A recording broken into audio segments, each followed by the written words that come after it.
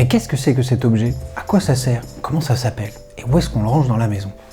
Dans ce jeu, vous allez en fait pouvoir parler des différents objets qu'on trouve dans notre quotidien, essayer de retrouver leur utilisation, savoir si on en a un à la maison, si on s'en est déjà servi, et surtout où est-ce qu'on peut le ranger dans la maison.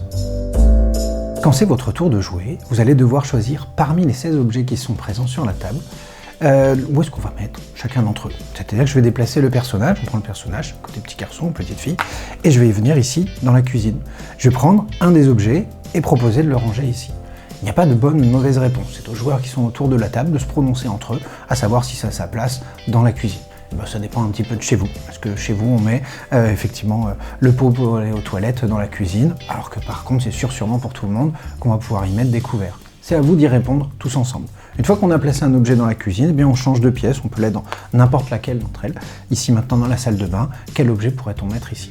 Mon tour de jeu sera fini quand j'aurai posé 4 objets et c'est au joueur suivant. On va chacun son tour poser des objets jusqu'à ce qu'il y en ait 3 dans chaque pièce. Et à ce moment-là, la partie sera finie. Il n'y a pas vraiment de vainqueur ou de perdant. L'idée c'est de parler tous ensemble des différents objets, d'apprendre à les connaître et à les ranger. Dans le deuxième jeu, nous allons nous intéresser aux caractéristiques de chacun de ces objets. Est-ce qu'ils vont être légers ou lourds? Est-ce qu'ils sont destinés à être utilisés dans la maison ou à l'extérieur? Ou encore, est-ce que c'est destiné à être utilisé le jour, encore le matin, ou plutôt le soir? À chaque fois, on va se poser la question, et ici nous allons parler par exemple d'un objet petit ou d'un grand. Je tire une carte à mon tour, et je la montre à tout le monde.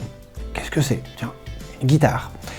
Est-ce qu'on parle d'une petite guitare? Est-ce que c'est la guitare de maman, une grande, et ainsi de suite? À chaque fois, il n'y a pas de bonne ou mauvaise réponse, mais c'est à moi de proposer, plutôt de dire que c'est plutôt un petit objet, ou plutôt un grand, et les autres joueurs autour de la table valident.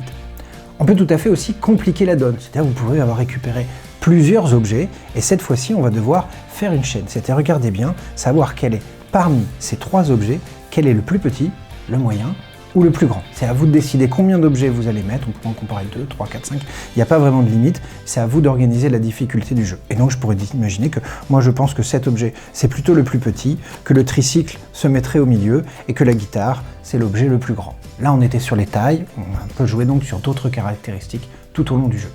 Bonne découverte!